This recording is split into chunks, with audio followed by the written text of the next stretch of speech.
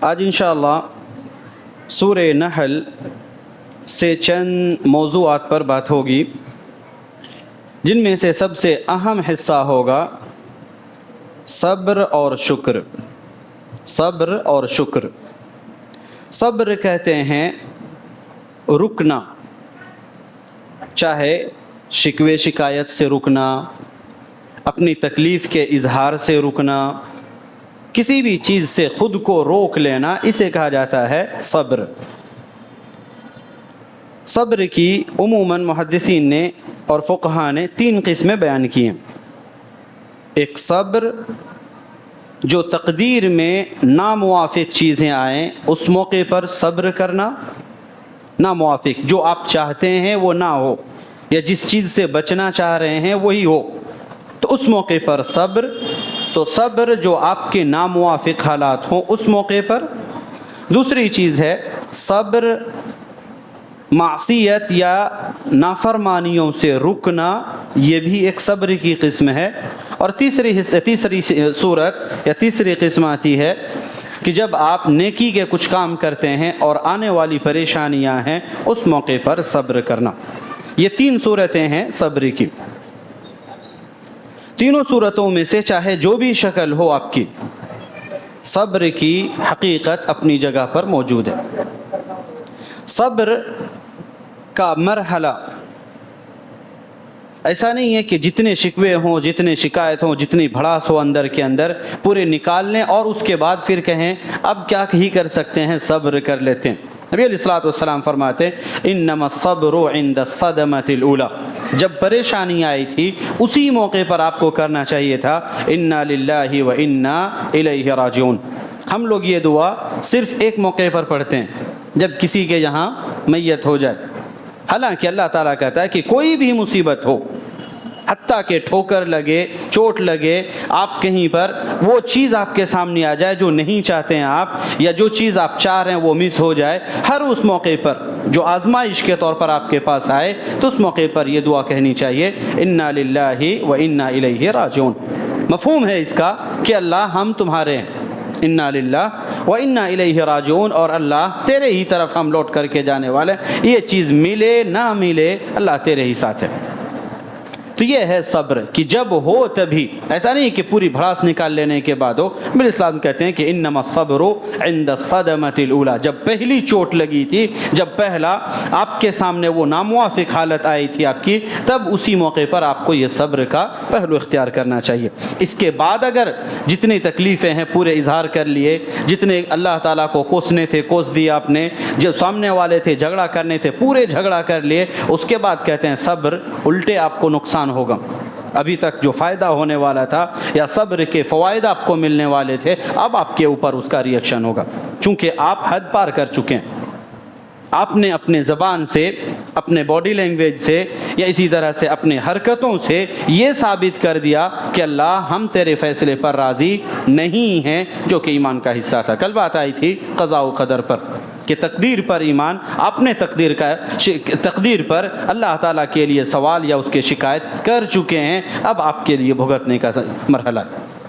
اس لیے کہ جب بھی اس طرح کے حالات ہوں، اول ایک انسان کو صبر، زندگی گزارنے کے یہی دو اصول ہیں، چاہے صبر یا شکر۔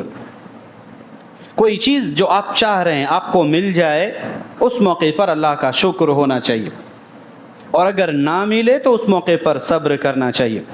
جب دونوں چیزوں میں سے ایک پہلو غالب رہے گا تو بھی نہیں، حالات کے اعتبار سے دونوں کو آپ کو ساتھ لے کر چلنا ہوگا۔ ہمیشہ کہیں گے کہ نہیں صبر ہی صبر، ایسا بھی نہیں ہے۔ سچویشن کے اعتبار سے کبھی آپ کو صبر ہوگا آپ کے ساتھ، اور کبھی کبھی شکر۔ دونوں مثالیں یہاں آپ کے سامنے۔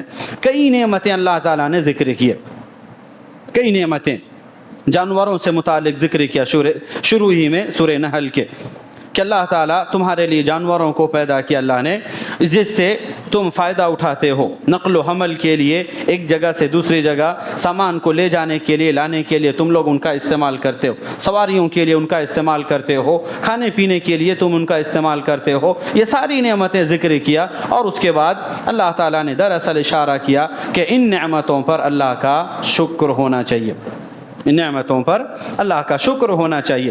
کچھ دیر کے بعد پھر اللہ تعالیٰ نے شہد کی مکھیوں کا ذکر کیا کہ شہد کس کس مراحل سے گزرتے ہوئے آج ہمارے سامنے آتا ہے. حقیقت کہیں تو وہ ایک طرح سے اس جانور کے لیے غیر مفید یا غیر قابل ذکر چیز ہے، ایک ایسی چیز جسے ہم ذکر نہیں کر سکتے، لیکن ہے ایک عمدہ غذا. اللہ نے کہا فیہ شفاء للناس، جس میں انسان کے لیے شفا ہے، چاہے وہ روحانی ہو یا جسمانی ہو. اس سے جسٹ ایک آیتوں پہلے اللہ تعالیٰ نے وہاں اور ذکر کیا کہ ہم جو دودھ پیتے ہیں جانوروں سے، چوپایوں سے، اللہ رب العالمین کہتا گوبر اور خون کے درمیان سے یہ حصہ نکل کر کے آتا ہے، دونوں طرف کی نالیاں ہیں، دونوں نسیں ہیں، اور اس بیچ میں سے یہ نکل کر کے آتا ہے، اور ایک انسان شوق سے ان سے اپنے آپ کو فائدہ پہنچاتا ہے.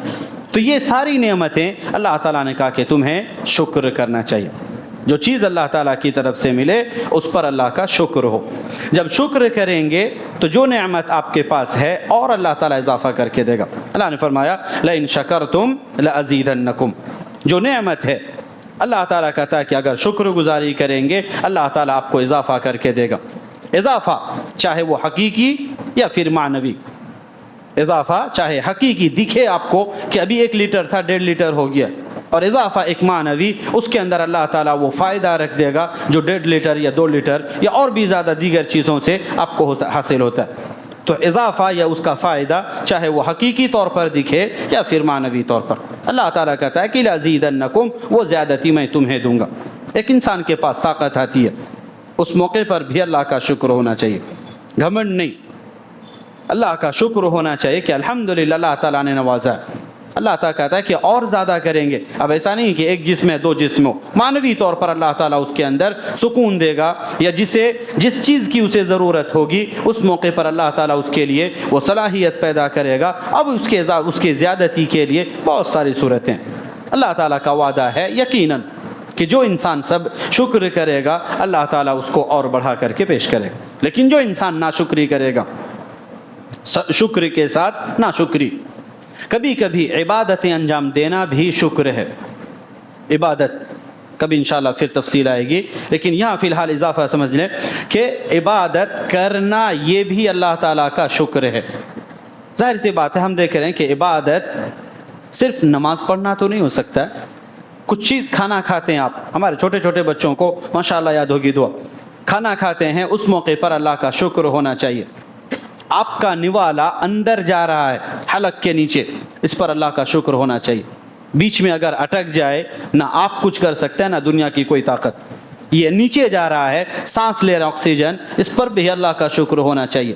اسی لیے نیند سے بیدار ہوتے ہیں ہر موقع پر، جہاں بھی اللہ تعالیٰ کی نعمت کا ذکر ہے وہاں اللہ تعالیٰ نے اور نبی علیہ الصلوۃ والسلام نے اس قسم کی دعاؤں کا ذکر کیا. کھانے کے بعد، پانی پینے کے بعد، سو کر اٹھنے کے بعد، گھر سے باہر نکلتے وقت، جہاں جہاں بھی اذکار آپ دیکھیں گے ان تمام جگہوں پر اصل میں یہ ہے کہ ایک انسان اللہ تعالیٰ کا شکر بجا لائے. چونکہ ناشکری کریں گے تو جو نعمت ہے وہ بھی چھین لی جائے گی، یا جو نعمت آنے والی ہے وہ روک دی جائے گی. جو نعمت ابھی موجود ہے وہ چھین لی جائے گی، اور جو نعمت آ رہی ہوگی وہ روک دی جائے گی ناشکری کے نتیجے میں. آج ہمارے یہاں ہے، اچھی خاصی زندگی ہے ایک انسان کی، لیکن کبھی بھی توفیق نہیں ہوگا کہ ایک انسان کہے کہ الحمدللہ اللہ تعالیٰ نے جیسے بھی رکھا ٹھیک. ہمیشہ بولیں گے چل رہا جیسے بھی. یہ ایک طرح سے شکوہ، ایک شکایت ہے. یہ شکر نہیں، ناشکری ہے یہ. اور ناشکری کی مثال حدیث کے مطابق عورتوں کے اندر زیادہ پائی جاتی ہے، لیکن آج کے زمانے میں دونوں برابر نظر آتے ہیں.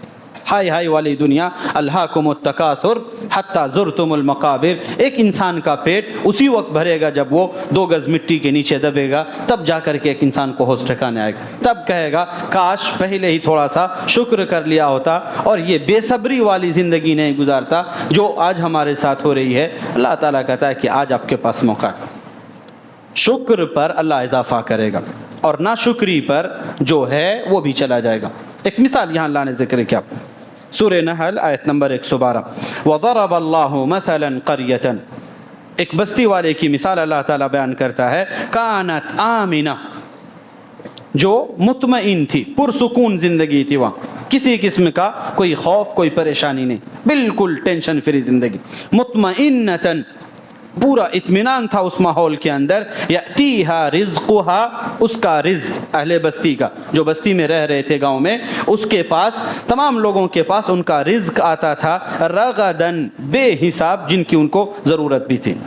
بے حساب ان کا رزق آتا تھا، من کل مکان، ہر جانب سے، جہاں جہاں ان کے راستے تھے ہر ایک کو اس کا پورا پورا رزق مل رہا تھا. اور ظاہر سی بات ہے جو آپ کو چاہیے آپ کو مل جائے تو اس موقع پر سکون ہوگا، سارے وسائل ان کے لیے مہیا تھے. فکفرت، لیکن بستی والوں نے ناشکری کیا، کفر نہیں، ناشکری، کہ آ رہا تھا جہاں اللہ کا شکر ادا کرنا چاہیے، یہاں ان لوگوں نے ناشکری کیا. فکفرت بانعم اللہ، تو اللہ تعالیٰ کی نعمتوں کا ان لوگوں نے جب ناشکری کیا، فاذاقها اللہ لباس الجوع، ابھی تک پیٹ بھرے ہوئے تھے، اب اللہ نے کہا کہ اس کا اپوزٹ تمہارے لیے بھوک مری مسلط کر دی جائے گی. قحط سالی، جو رزق آ رہے تھے سارے راستے ایک ایک کر کے بند ہونے لگے، بھوک مری کے شکار. والخوف، اب تک جو سکون تھا اب وہ سکون ختم ہو کر کے ٹینشن اور فکر کی زندگی میں آ گئے. یہ ہے ایک مثال کہ صبر کے ساتھ، شکر کے ساتھ ایک انسان کے لیے اللہ نے اضافے کا وعدہ کیا ہے کہ اور اضافہ کر کے دیں گے، اسی میں برکتیں ہوں گی، ایک انسان کی ساری ضرورتیں پوری ہوں گی. لیکن جب شکر چھوڑ کر کے ناشکری پر آئیں گے تو جو نعمت ہے وہ بھی جائے گی، اور اس کے علاوہ جو نعمت آ رہی ہوگی وہ بھی روک دی جاتی ہے. دوسرا مرحلہ ہے، یہ چیز جب آپ چاہ رہے تھے آپ کو مل گئی، چیز نہیں ملی، کوئی چیز حاصل کرنا چاہتے تھے وہ نہیں ہوا، یا کسی چیز سے بچنا چاہتے تھے پھر بھی وہ چیز آپ کے ساتھ ہوئی، اس موقع پر ایک انسان صبر کرے. اور صبر کے لیے نبی علیہ الصلوۃ والسلام فرماتے کہ ایک مومن کی زندگی کا ہر لمحہ بڑا ہی عجیب ہوتا ہے، ہر لمحہ صبر یا شکر دونوں ہی مراحل میں اس کے لیے خیر ہی خیر ہے.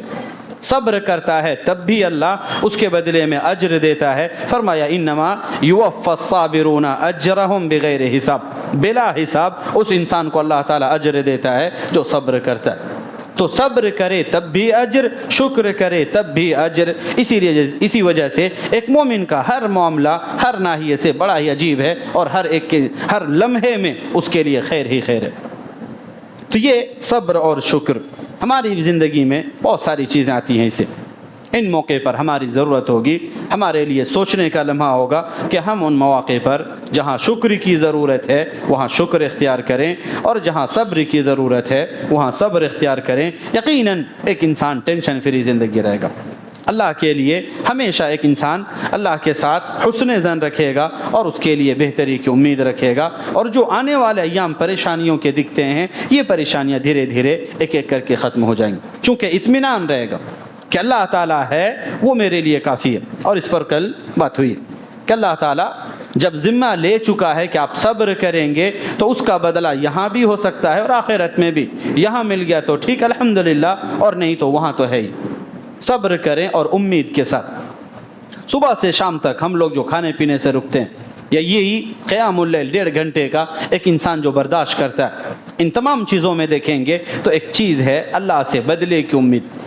من صام رمضان ایمانا واحتسابا، یہ ہے اہم کہ آپ جب صبر کر رہے ہیں تو اس کا بدلہ اللہ تعالیٰ سے چاہیں گے، اللہ کے لیے صبر کریں گے، دکھانے کے لیے نہیں کہ میں فلاں کے سامنے خاموش ہو گیا اب کہیں گے کہ نہیں میں نے صبر کیا، ان کے لیے نہیں، وہاں احتساباً صبر اللہ کے لیے ہونا چاہیے. تب اللہ تعالیٰ کہتا ہے کہ تمہارے لیے جو بھی چیزیں ہیں وہ تمہارے لیے راستے ہموار کر دیے جائیں گے. اللہ تعالیٰ سے دعا کریں الحمد العالمین ہم تمام لوگوں کو قرآن کریم کا جو حقیقی مقصد ہے، تلاوت، سمجھنا، تدبر کرنا اور اس کے مسائل کو سمجھتے ہوئے ان پر عمل کرنا، اللہ تعالیٰ قرآن سے اس قسم کے رشتے ہمیں مضبوط کرنے کی توفیق عطا فرما. قرآن سمجھتے ہوئے اس کے احکام کو سمجھنے اور ان کے مطابق عمل کرنے کی توفیق عطا فرما. العالمین قرآن سے دھیرے دھیرے ہماری دوری بڑھتی جا رہی ہے، قرآن سے قریب آنے کی توفیق عطا فرما. مولا کریم جو ہماری طرف سے نادانیاں ہیں، غلطیاں ہیں، تساہل ہے، مولا کریم ان غلطیوں سے درگزر فرما، ہمارے ان غلطیوں کو معاف فرما، کوتاہیوں سے درگزر فرما، ہمارے حسنات کو قبول فرما، جو سیئات ہیں ان سے درگزر فرما. آنے والی زندگی میں بہتر طریقے سے تیری پسند، تیری رضا کے مطابق زندگی گزاریں تو ہمیں توفیق عطا فرما. نافرمانیوں سے دور صبر اور شکر کی زندگی گزارنے کی توفیق عطا فرما. جب تک ہمیں زندہ رکھ، ایمان اور اسلام کے ساتھ زندہ رکھ، اور جب ہمارا خاتمہ ہو خاتمہ بالخیر فرما. آمین. اقول قولی هذا واستغفر الله لي ولكم ولسائر المسلمين واستغفروه من كل ذنب انه هو الغفور الرحيم. وصلى الله وسلم على نبينا محمد.